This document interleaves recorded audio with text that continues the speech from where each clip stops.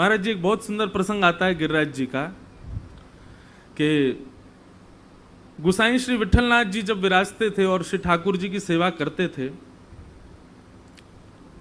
बंधु हमारे जैसे वृंदावन के सप्तनिधि ठाकुर जी हैं, वैसे ही वृंदावन के ठाकुर जी श्रीनाथ जी हैं। और कलिकाल में इतनी लीलाएं वृंदावन के अन्य ठाकुरों ने नहीं की जितनी लीला हमारे श्रीनाथ जी ने की है। कलिकाल में श्रीनाथ जी ने गिरिराज जी से प्रकट होकर के पुनः एक बार को कलयुग में ऐसा लगने लगा कि द्वापर युग आ गया है क्या। जैसे नंदनंदन लीला द्वापर में करते थे, वैसी ही लीला श्रीनाथ जी यहां गिरिराज जी में करते थे। गोविंद स्वामी जी के साथ में दुबका धाई खेलते थे इसी पर्वत पर, इन्हीं गिरिराज जी में। गोविंद कुंड है आगे, थोड़ा आप आगे जाएंगे तो वहां भीतर कच्ची परिक्रमा में अंदर अंदर जाएंगे तो वहां गोविंद कुंड आएगा। वहां ठाकुर जी खूब कूद कूद के नहाए हैं इसी कलिकाल में। ऐसी ऐसी लीलाएं ठाकुर जी ने करी हैं। तो एक बार की बात है कि गोसाई श्री विठलनाथ जी अपने किसी शिष्य से नाराज हो गए। और एक बात कहें बंधुओं, ठाकुर जी कभी नाराज नहीं होते। सदैव प्रयास करो कि कोई वैष्णव, कोई भक्त, कोई गुरु हमसे रुष्ट ना हो, वो नाराज ना हो। बस ठाकुर जी पे इतना समय नहीं कि वो हमसे नाराज हों।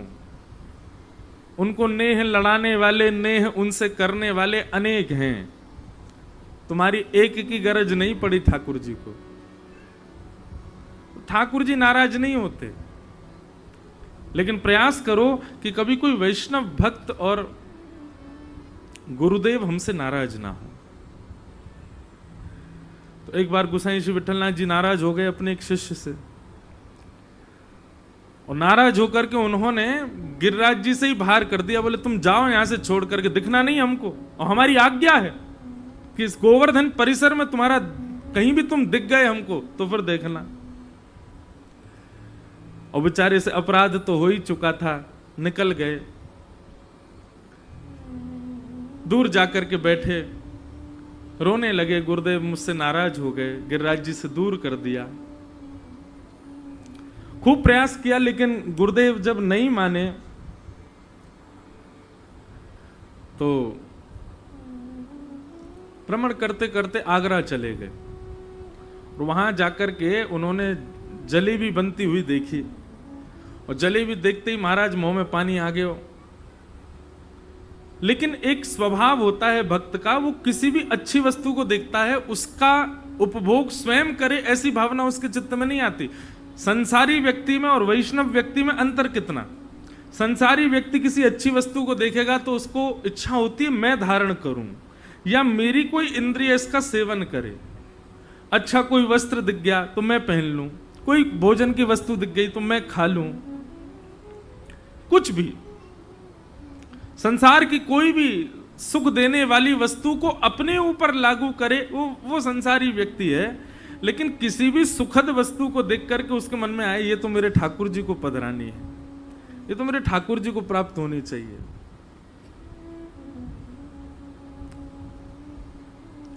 ये वैष्णव का लक्षण है। ढकेल पर जलेबी बन रही थी, जलेबी बनती देख उनके मन में आया अगर मैं गिरिराज जी में होता तो मैं भी जलेबी बनाता, जलेबी बना करके श्रीनाथ जी को भोग लगाता, ठाकुर जी पाते, कितना सुख मिलता। और वहां आगरा में बैठ करके केवल वो विचार कर रहे थे, और विचार करते करते रुदन करने लगे, इतने भाव में चले गए। यहां श्री गोसाई श्री विठलनाथ जी ने उत्थापन का समय शाम को 4:30-5 बजे जैसे ही मंदिर का कपाट खोले, भीतर प्रवेश किया। जैसे ही भीतर प्रवेश किया तो श्रीनाथ जी की उठी हुई भुजा के ऊपर जलेबी रखी हुई थी। गोसाई जी बोले जय जय, आज जलेबी तो बनी नहीं रसोई में, और हमने आपको पधराई भी नहीं, जे आपकी भुजा में जलेबी कहां से आ गई। ठाकुर जी बोले मेरे एक भक्त ने पवाई है।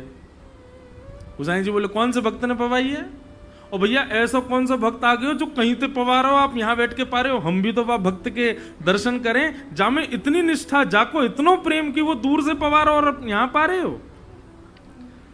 और ये आचार विचार जो हमारे लिए यहाँ बना रखे हैं कि भैया हाथ खासा करो, वाक्य बाद में भोजन बनाओ, मुंह पे पट्टी बांध करके भोजन बनाओ, कहीं वाकई सुगंधी से भी जीभ में पानी नहीं आ जाए, और आदि आदि, ये सब जो नियम आपने हमारे काजे बना रखे हैं, इन नियमन को तोड़ करके कोई भक्त की जलेबी पा रहे हो, कौन सा भक्त है, एक नाम तो बताओ।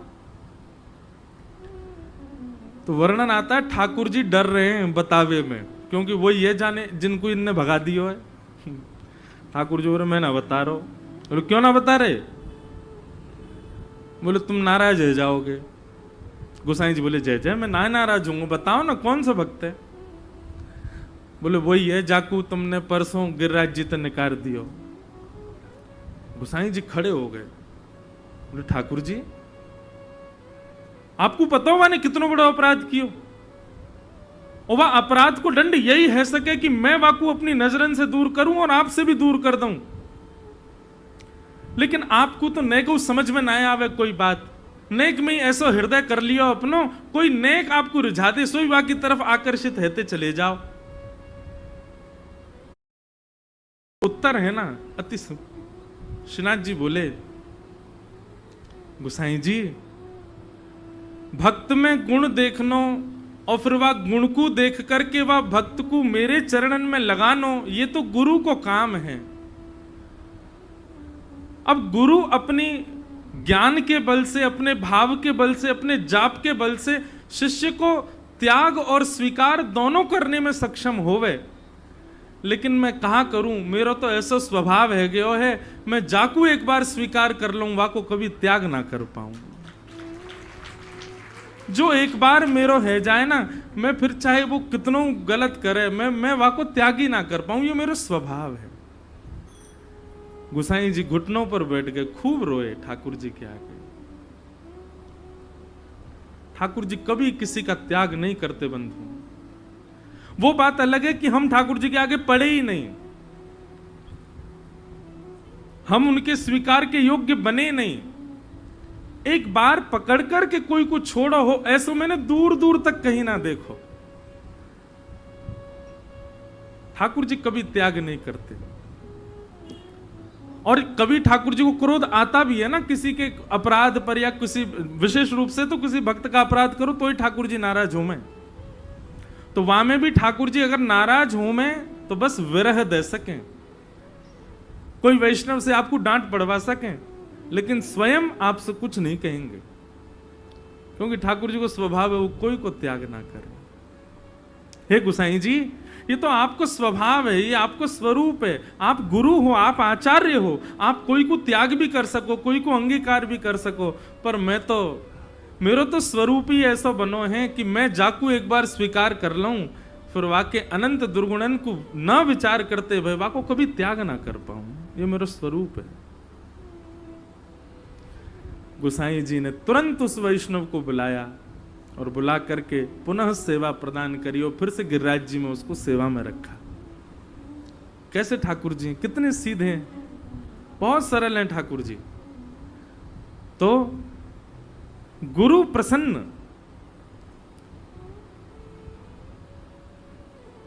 गुरु प्रसन्नता में कितना बल होगा सोचो। गुरु नाराज हो जाएं तो भी ठाकुर जी लीला करके शिष्य को दूर नहीं होने दे।